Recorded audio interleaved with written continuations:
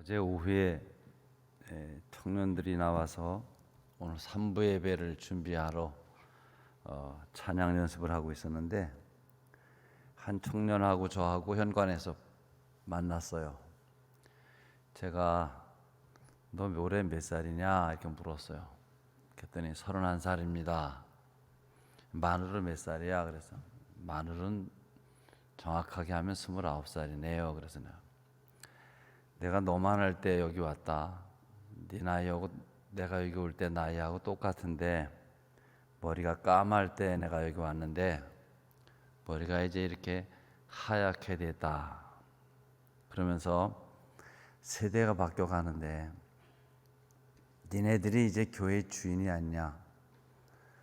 청년들도 그룹별로 연락하고 교제하고 모여서 교회를 활성화시켜야 하지 않겠니? 그래야 되겠습니다. 그렇게 대화를 나누었습니다. 여러분 보시기에도 제가 머리가 하얀 걸 어떻게 생각하실지 모르겠네요. 그러나 이게 현재 제 모습입니다.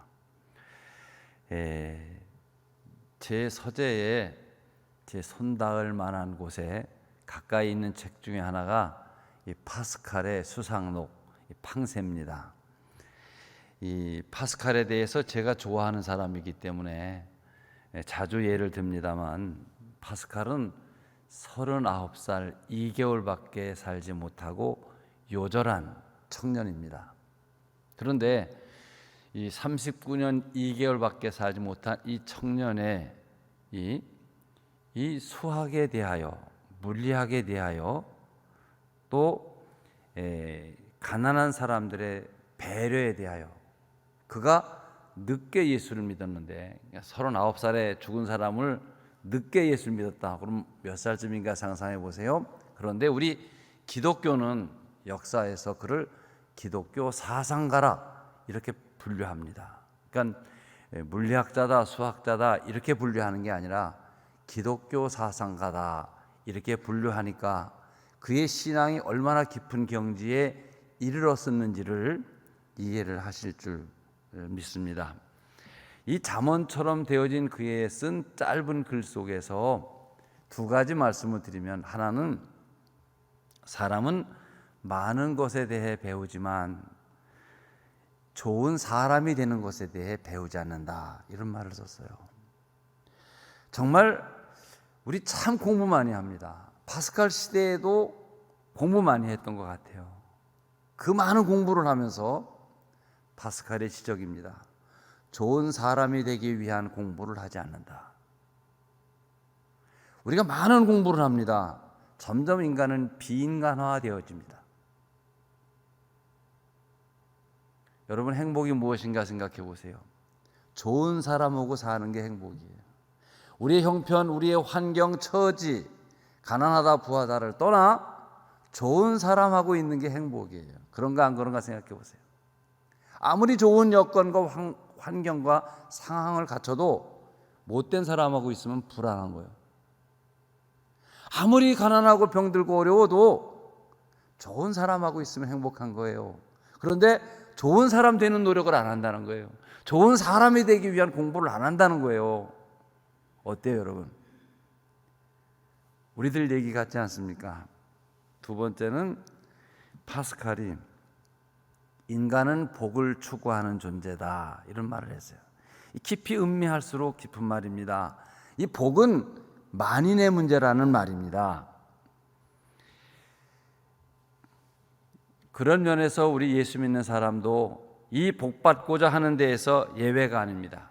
기독교는 이 기독교적 축복을 약속해주고 기독교적 방법으로 복을 추구하는 종교가 기독교인 거예요.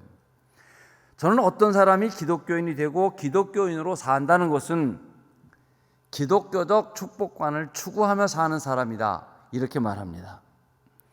결국 여기 한 사람이 있는데 이 사람이 어떤 사람이냐는 그가 무엇을 복으로 생각하고 사는 사람이냐로 그의 인품, 그의 인생관, 그의 철학, 그의 생애와 삶이 결정됩니다. 우리나라 사람들은 고대로부터 통상적인 이 복의 개념을 모든 게 잘 되는 것, 그런 개념이에요. 만사형통하는 것, 이걸 복으로 생각했어요.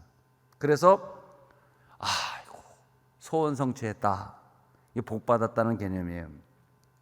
이 국어 사전에 복을 찾으면 오복 그래가지고 이 국어 사전적 축복이 제일 먼저가 수, 부, 강령, 유호덕, 고종명, 이 5가지를 말해요. 수는 오래 사는 게 복이고, 부는 말할 것도 없이 돈 많은 거 부자 되는 게 복이고, 강령은 육체와 영혼이 평안한 것이 복이고, 유호덕이라는 것은 덕을 갖고 살아서 존경받는 걸 복이라 여겼고, 고종명이라는 것은 명대로 살 만큼 살고 죽는 것을 고종명, 복이라고 여겼습니다. 사람마다 이 복이라고 생각하는 것이 다 형편과 상황에서 다를 수 있습니다. 사업하는 사람은 지금 이 문제만 해결되면 그게 복일 수 있고, 대학을 준비하는 아이는 이번에 대학교 합격하는 게 복일 수 있고, 건강하게 사는 것이 복이라고 여기는 사람 다 다를 수 있는데, 이 성경은 복을 헬라어로 유앙겔리온, 우리말로 번역을 직역하면 복음입니다. 복복자, 소리 음자, 복소리, 이게 복음이에요. 복된 소리, 복 받는 소리, 복 주는 소리, 이게 복음이에요. 여러분은 지금 복음을 믿고 계십니다. 다음 사람들은 자기가 복이라고 생각하는 것을 향해 그것을 얻기 위해 노력하고 투자한다는 거예요. 예를 들어 돈을 저 사람이 어디다 투자를 하면 그분은 돈을 복으로 여기기 때문입니다. 그렇죠? 재물이 많은 것을 복이라고 여기기 때문에 그는 돈 그러면 끔찍하게 여깁니다. 돈에 모든 걸 겁니다. 다시 말해 정열과 시간과 돈을 투자한다는 말이에요. 건강이 복이라고 여기기 때문에 장자몰공원 도는 사람이 수없이 많고, 한강에 자전거 타는 사람, 또 걷는 사람, 수없는 사람들이 나와 있는데 다 그들은 오늘 이 시간 건강을 위해 투자한다. 그래 시간이나 돈이나 노력을 투자하는 거예요. 명예를 복이라고 여기는 사람들이 얼마나 난리를 치나 여러분 생각을 해보시길 바랍니다. 그러고 보면 세상의 모든 사람들의 행위는 다 복 때문입니다. 저 사람이 왜 저러고 사느냐? 복 때문에 저렇게 사는 거예요. 왜 공부하느냐? 복 받기 위해서. 왜 출근하느냐? 복 받기 위해서. 왜 운동하느냐? 복 받기 위해서. 왜 선거에 뛰어드느냐? 복 받기 위해서. 왜 땅을 사고 집을 팔고 짐승을 길들이고 시집가고 장가가고, 왜? 복 받기 위해서요. 복 때문에 사는 겁니다. 그렇지 않은가 생각해 보십시오. 그러면 여러분, 기독교인이란 누구입니까? 기독교인은 기독교적 축복관을 갖고 기독교적 축복을 추구하며 기독교적 인격을 갖고 사는 사람을 말하는 것이죠. 그러니까 좋은 그리스도인이 되었다는 말은 바로 기독교적 축복을 추구하며 사는 사람이 되었다라는 말이 되는 것입니다. 성경은 또 우리에게 복이 전달되는 과정과 복이 들어오는 길에 대해서 이야기를 합니다. 세상의 모든 것이 정도를 통하여 우리에게 들어오듯이 복도 들어오는 길이 있다는 거예요. 예를 들어 여러분, 물은 집안까지 수도 파이프를 통해서 들어와요. 중간에 수도 파이프가 끊어지면 단수가 되고 물이 새면 누수가 된다, 이렇게 말해요. 지금 우리 전기 때문에 예배를 편하게 드리고 있는데 이 전기도 전선이란 길을 통해서 들어옵니다. 중간에서 전기가 새면 누전됐다 그러고 전선이 끊어지면 정전이 되어버려 전기는 들어올 수 없습니다. 기차나 고속철을 생각해 보십시오. 뭐니 해도 육상 운송수단의 최고는 기차예요.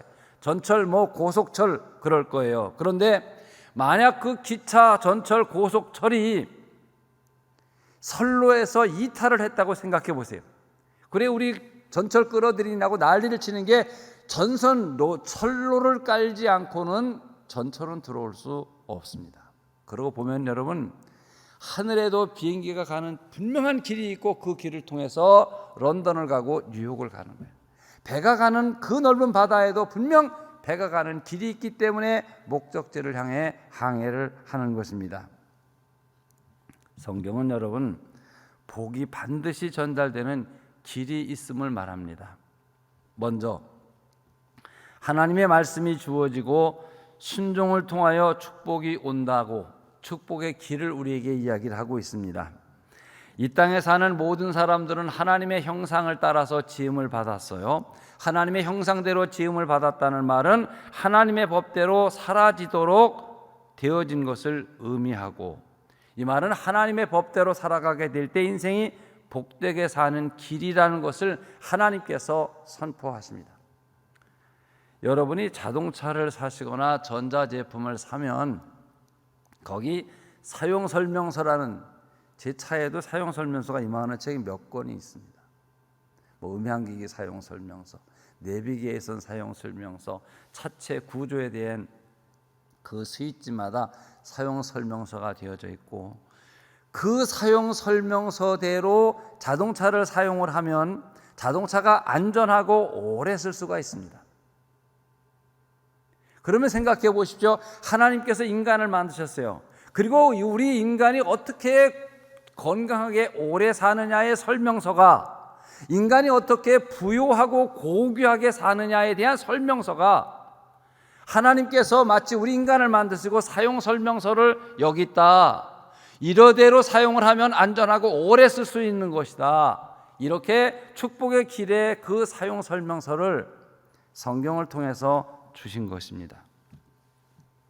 오늘 본문을 또 읽고 교동문에서 다시 읽고 여러분 머리에는 시편 1편이 새겨져 계시리라 생각하는데, 복 있는 사람은 악인의 꾀를 쫓지 아니하며 죄인의 길에 서지 아니하며 오만한 자의 길에 앉지 아니하고 오직 여호와의 율법을 주야로 묵상하는 자로다.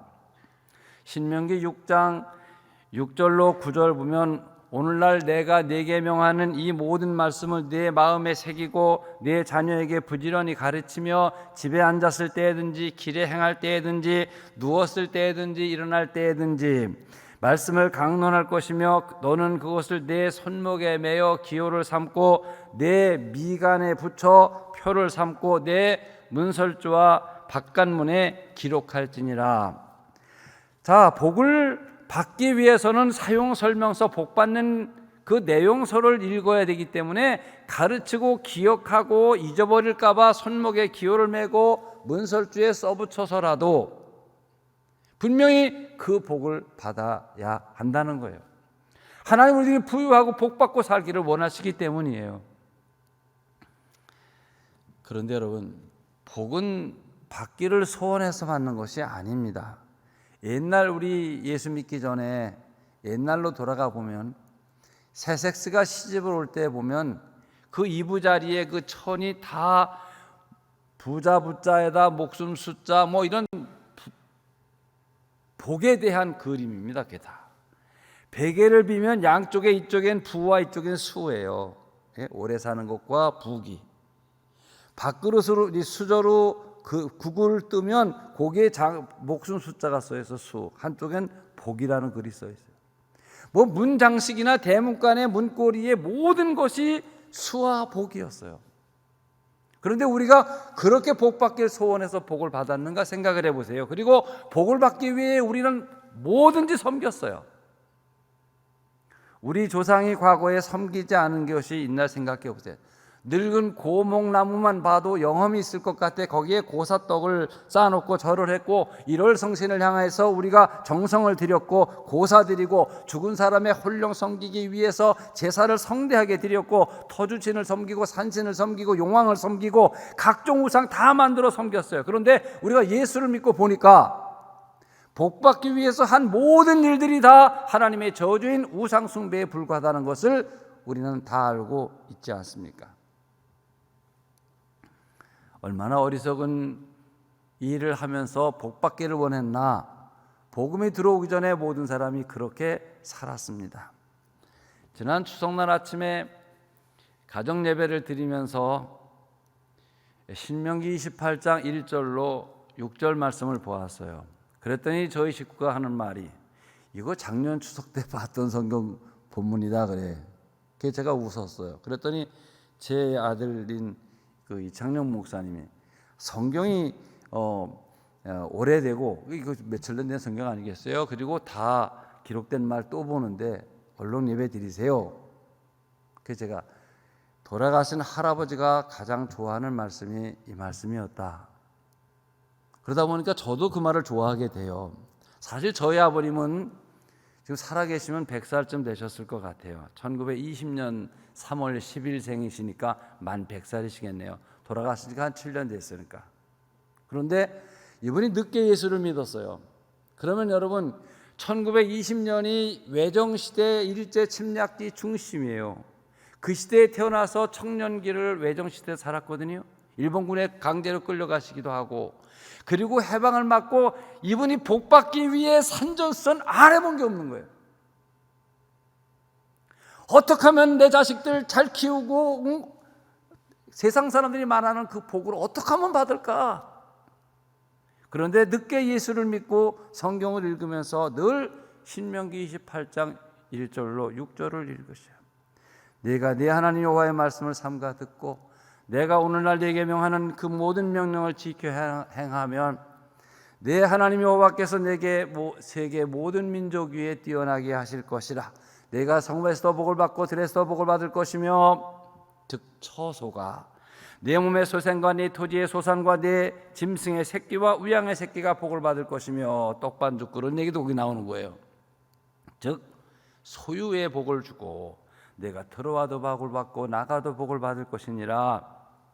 즉 범사의 행사마다 거기에 전제가 이 말씀을 지켜 행하면, 삼가 듣고 지켜 행하면 이 모든 복이 내게 임하리니, 평생을 그 전쟁터와 가난과 역경 속에 살아오신 노인이 다 쓸데없는 짓을 했구나. 하나님 말씀 믿고 들으면 복이 오는 것인데, 이런 결론으로 늘 그 말씀을 읽으셨어요.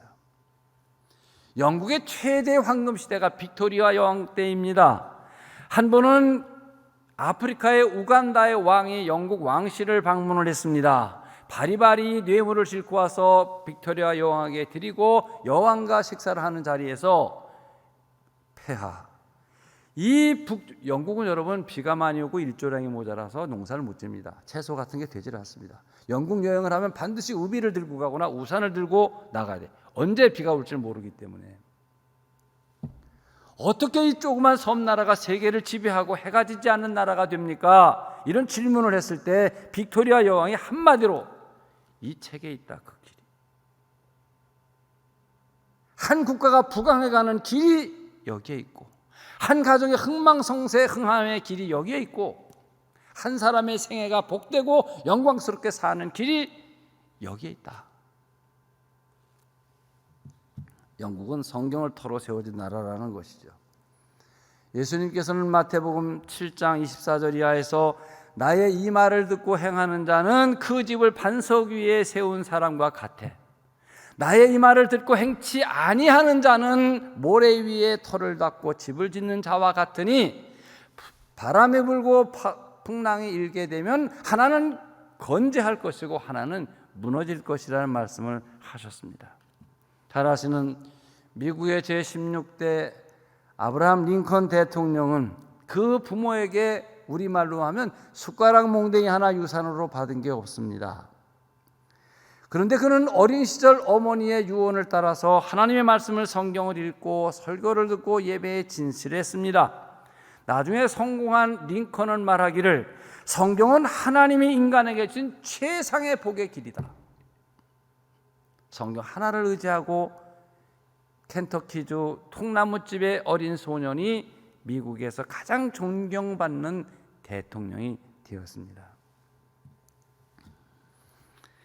요즘엔 여권 신장, 그래서 여자한테 말 잘못하거나 손 잘못했다간 망신도 아주 고약한 망신을 당합니다. 부산시장 그 양반 그 시장 떨어졌잖아요. 예? 또 충남 도지사 하던 사람 감옥에 있어요. 서울시장 다 여자, 뭘 어떻게 했는지 모르지만 하여튼 죽었어. 이 여자가 대단한 거예요. 그래서 조심해야 돼요, 남자분들마다. 옛날에는 세종대왕이 제일 높았어요. 10,000원짜리가. 왜 50,000원짜리를 만들면서 신사임당을 그렸는지 모르겠어.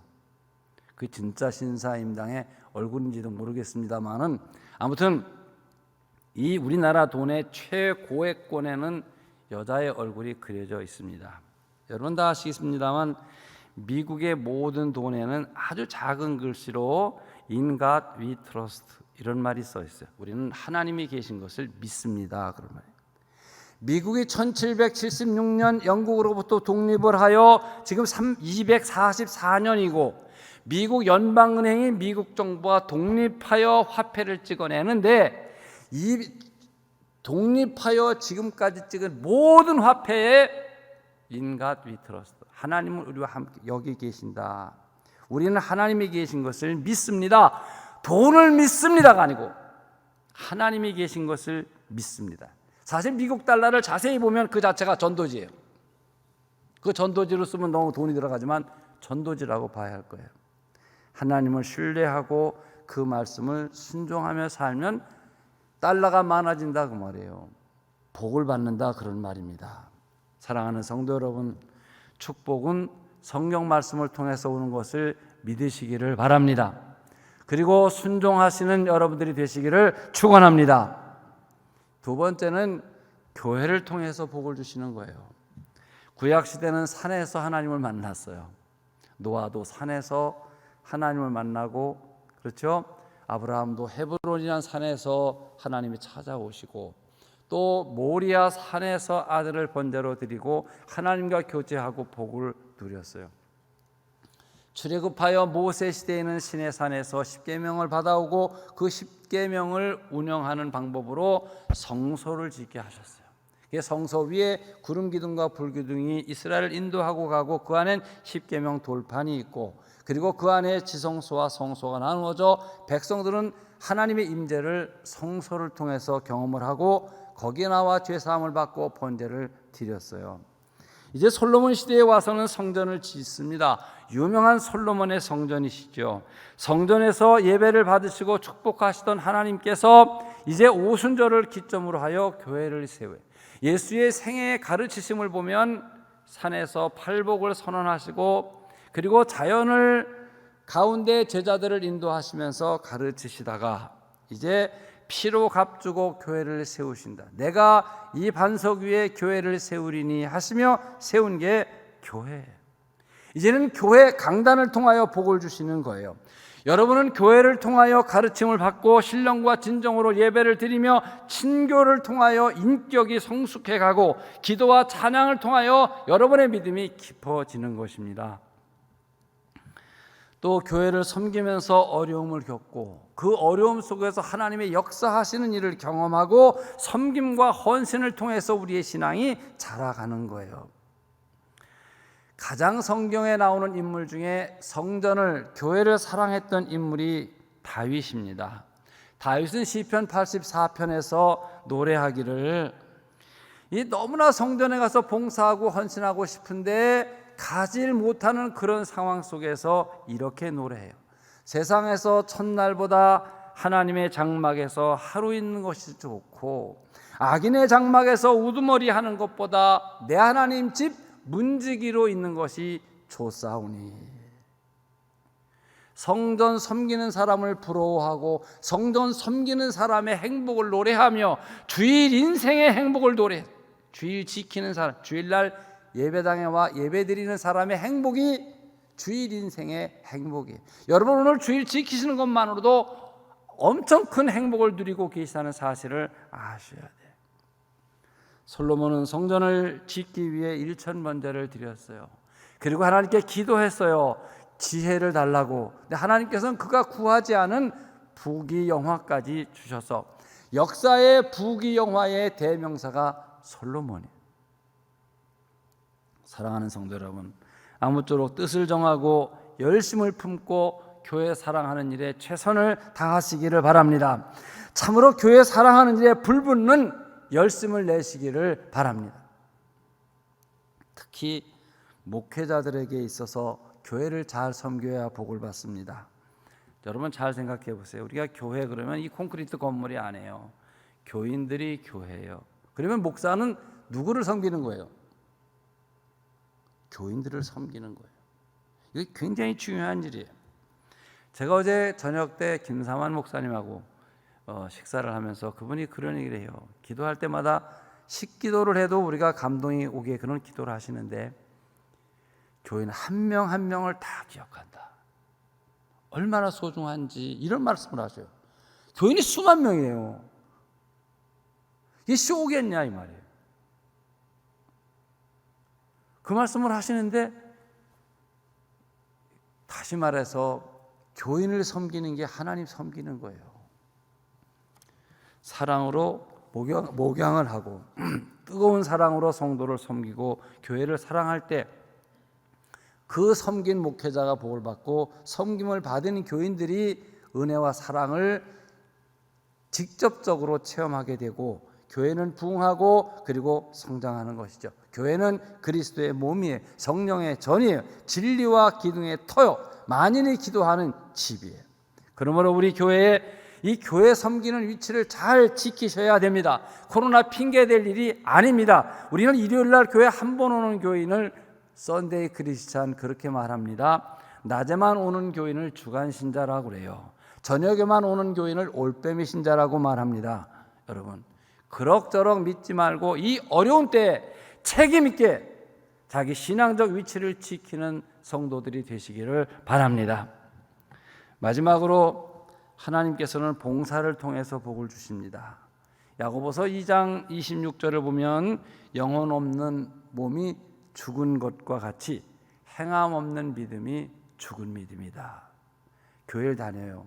교회를 위한 봉사와 헌신이 없이 나오면 죽은 믿음이다. 그런 말이 됩니다. 마태복음 7장 10절 입으로 주여 주여 하는 자마다 천국에 들어가는 것이 아니라 하나님의 뜻대로 행하는 자라야 들어간다. 듣고 알고 행치 아니하는 게 바리새인이고 사두개인이에요. 듣고 알고 행하는 사람들이 바로 성도들이란 이야기입니다. 우리의 믿음의 생활을 나누어 보면 누구든지 예수 믿으면 구원받습니다. 여기엔 이의가 하나도 없습니다. 그래요. 평생 나쁜 짓만 하고 예수 안 믿다가 최후의 순간에 숨 넘어 헐떡헐떡할 때 전도를 받았어요. 그 사람 천당 가요? 못 가요? 천당 갑니다. 평생 강도짓 하던 예수님 오른쪽에 있던 그 강도가 예수님 돌아가시는 모습을 보면서 당신의 나라에 임할 때 나를 기억하소서 그랬더니 내가 오늘 나와 함께 낙원에 있으리라. 그 순간 한마디의 고백이 그런 낙원, 즉 이 낙원이란 말이 이래 이 사람이 불교 신자예요. 불교에서는 극락이라고 그러는데 극락이 아니고 천국이라 설명할 시간이 없어 숨이 끊어지니까 그러니까 그 강도의 언어로 대답해 주신 거예요. 네가 낙원에서 나를 기억한다는 그 낙원이 내가 있는 곳이니까 낙원에 있으리라. 한순간 한마디 고백으로 예수를 믿고 구원받았습니다. 그러나 여러분 축복은 행위로 받습니다. 성도들은 모두 그에게 맞는 직분에 따라 봉사를 하도록 되어져 있습니다. 성도들은 모두 주님께서 주신 은혜 무엇으로 보답할까 하는 심령으로 범사에 감사하며 어떻게 성도들을 섬기고 교회를 섬길까를 생각하며 살아야 합니다. 하나님께서 우리를 택하신 것은 우리들을 통하여 다른 사람들을 섬기기 위해서입니다. 사랑으로 섬기고 봉사할 때 기쁨이 있습니다. 보세요. 작은 기쁨은 섬김을 받을 때, 대접받을 때예요. 그러나 참된 기쁨, 큰 기쁨은 내가 섬김으로써 내가 받는 거예요. 여러분 신앙생활 자체가 목적일 수 없습니다. 이것이 봉사를 위한 것이 신앙의 목적이다. 그리고 봉사하여 그 신앙의 목적을 달성해 나가는 것입니다. 성경은 여기에 대한 이야기가 수없이 많아요. 요셉을 생각해 보세요. 참 불운한 사람이에요. 가정에 있을 때는 아버지와 형제들을 잘 섬겨요. 보디발의 집에 노예로 팔려갔을 때는 다른 사람이 열을 일하면 100을 일합니다. 그랬더니 주인이 다 집안인 대소사를 다 맡깁니다. 감옥에 들어갑니다. 감옥에서 여러분 군대에서 감옥에서 섬기고 봉사할 사람이 어디 있겠어요? 다 자기 몸뚱이 하나 편하려고 하지. 그런데 모든 사람 섬깁니다. 그랬더니 감옥 책임자가 감옥 일을 다 요셉에게 맡깁니다. 거기서 리더십을 배우고 경영학을 배우는 거예요. 그래 총리가 되어서는 나라를 섬깁니다. 어떤 상황과 형편에서든지 다른 사람들을 섬긴 게 그 자기 요셉 자신에게 복이 되었어요. 옛날 얘기 좀 할까요? 저는 제가 하는 얘기는 옛날 얘기가 더 많을 것 같아.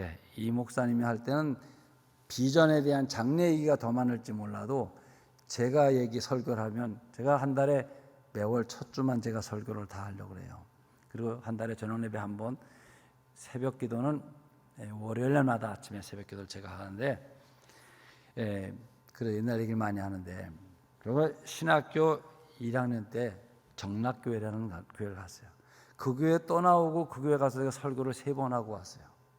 옛날 사람들이 저를 그리워하고 몇십 년, 40여 년 전 일을 기억하고 저를 또 불러서 2, 3년 전에도 갔다가 또 왔었는데, 거기서 처음에 저는 교육전사로 갔어요. 교육전사는요, 주일날 오전에 가서 고고하고 와서 일주일 내내 안 가도 누가 뭐래지 않아요. 그러나 제가 하려고 하면 일은 무한하죠. 그런데 다른 중고등부나 청년부 하던 교육자리가 떠나고 일이 돼서 제가 시간을 바꿔서 다 하는 거야. 청년부, 중고등부, 주일학교 다 했어요. 그때는 목사님이 이 신학교 1학년 학생한테 새벽 기도를 맡겨놓고 어디를 가신다는 건 보통 일이 아니에요. 저보고 새벽 기도 하래요. 했어요. 그랬더니 저녁 찬양 예배 설교를 하래요. 다 이게 교회 모든 주일 낮 설교만 목사님이 하시고 모든 걸 다 하는 거예요. 눈이 와요. 그랬더니 저보고 사택으로 이사 오래요. 아니 신학교 2학년짜리 사택 주는 교회는 대한민국이었을 거예요. 사택으로 이사 오래요. 저를 그 교회 안에다 집어넣어야 교회가 더 유익하니까. 그러니까 눈이 오면 제가 눈을 다 쓸어요. 눈 오고 비탈길에 자동차 운행하기 나쁘다. 다 쓸어요. 뭐 하여튼 다 돌봐요. 새벽 기도가 5시에 했는데 4시쯤 일어나요. 바깥에 드럼통이 있어요. 비닐통을 들고 가서 이렇게 펌프질을 해서 석유를 갖다가 불을 켜놓고 전기불을 켜놓고 나서 훈훈하게 만든 뒤에 새벽 기도 교인들이 오게 해요. 매일 기계처럼 한결같이 하는 거예요. 그때 저 10만 원 받았어요. 10만 원. 그러다가 한마디로 교회에 가는 걸 그 많은 일을 통해서 제가 단임 목회를 할 수 있는 모든 걸 다 받아서 제가 복이 되었다는 이야기예요. 그리고 여기 개척하러 82년 11월 3일 날 이사 왔는데요. 제가 사진 한 장 보여드릴게요. 저 사진이 교회 개척할 때 목장 자리에서 찍은 사진이에요. 저 십자가탑 밑에는 화장실이에요. 저 화장실은 제가 직접 보로골을 싸서 짓고 위에 슬라브 치고 이 철골로 저 십자가를 달았어요.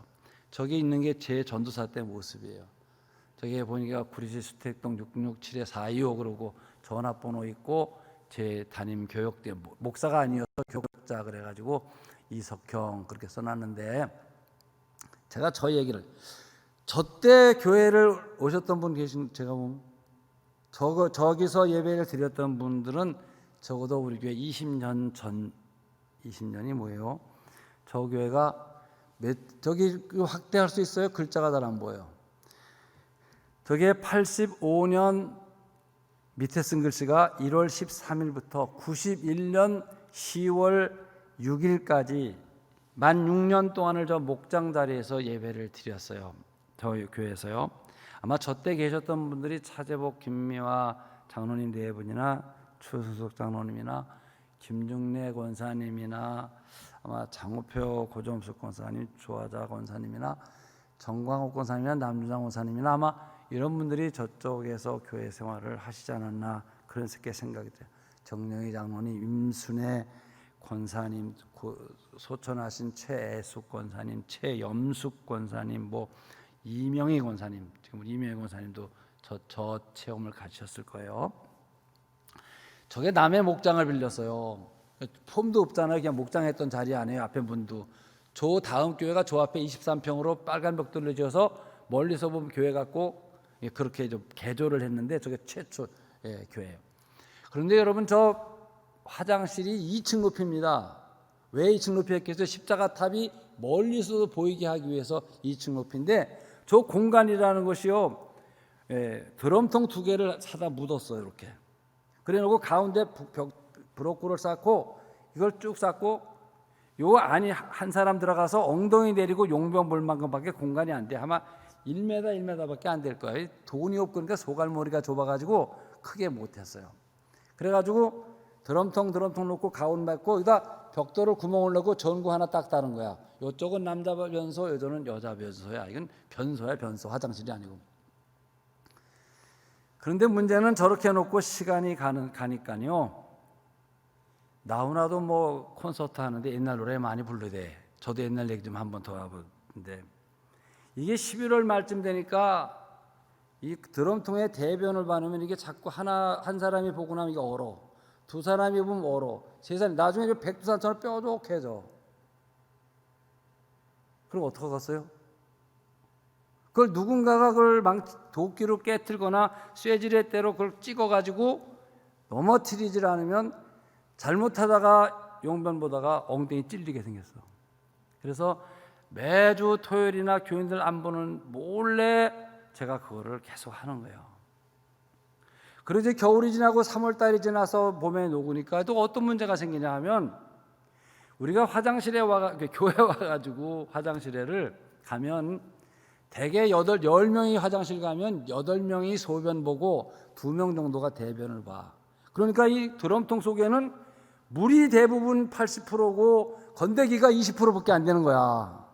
그러니까 텀벙하고 떨어뜨리면 볼기짝에 똥물이 탁탁 튀는 거예요.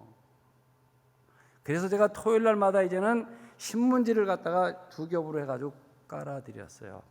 미랄교회 성도님들 엉덩이에 똥물 튀지 말라고 그 일을 6년 동안을 했어요. 한 주도 쉬지 않고 겨울에는 이 똥 얼은 거 깨틀면 똥에 오줌 섞인 아이스크림이 여기 턱 제 입으로 튀어요. 안 튀게 할 수가 없잖아요. 여름에는 똥하고 오줌물 섞인 그 물로 마사지를 해서 제가 피부가 하얗고 고운 게 그때 그래서 그런 거예요. 여러분 잘 들어보세요. 그때가 구리읍에서 구리시로 되고 여기가 발전하면서 교회가 100몇십 개가 새로 생겼어요. 그 새로 생긴 교회 중에 지금 존재하는 교회가 거의 없어요. 무슨 말인지 아세요? 다 없어졌어요.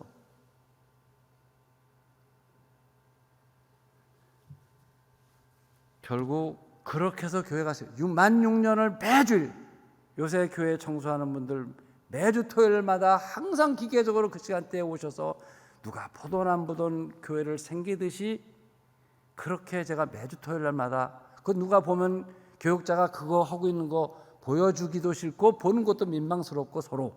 그러니까 6년을 아무도 모르게 했어요.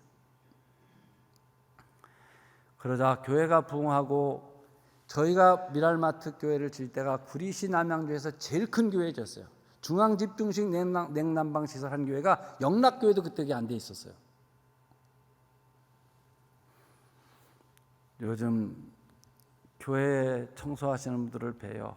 토요일날 아침에 새벽기도 나오시고 각 맡은 데마다 계단에 화장실 들어가 여기저기서 일하시는 모습들을 보면 제 마음속으로 그냥 제가 또 누가 하나 하고 쭉 한번 둘러보면서 고마워요. 참 감사한 거예요. 참 어떤 때는 교회 주변이 풀이 많이 나와, 터가 넓으니까 풀이 많아서 호랑이 새끼 치게 돼. 잔디 심은 게 잔디 위에 잡초가 많아서 잔디가 다 없어지고 막 엉망이 되면 누군가가 예척이 움직이는 소리가 웅웅 나면 제가 먼 발치서 그거를 보면서 제가 마치 화장실에 그 봉사를 하여 교회가 세워지듯 저런 분들이 다 지금 교회를 세우고 있구나. 저분들이 교회의 어려움을 감당하고 교회를 세우고 있고 하나님께서 거기에 대해 반드시 보상을 하시겠죠. 복 주시겠죠. 다윗은 베들레헴의 목장에서는 목동으로 충성하던 사람이었어요. 아버지 심부름 충성으로 하다가 골리앗 만나기도 하잖아요. 다윗의 신하일 때 신하로서 충성했어요. 임금에 대해서는 백성과 신하들을 위해서 충성을 했어요. 이게 다윗의 생애예요. 고린도후서 9장 6절에 이 봉사에 대해서 말하기를 적게 심은 자는 적게 거두고 많이 심는 자가 많이 거두느니라. 시편 126편 6절에 보면 울며 씨를 뿌리러 나가는 자가 정령 기쁨으로 그 단을 가지고 돌아오리라.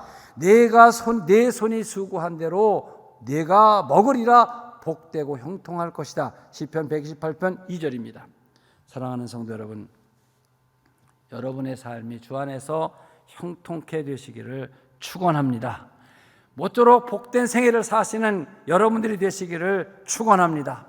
늘 하나님 말씀 듣고 순종하시는 여러분 되시기를 바랍니다. 성전을 사랑하십시오. 성도들을 사랑하고 섬기십시오. 여러분에게 주어진 직분, 주님께서 주신 직분입니다. 충성하십시오.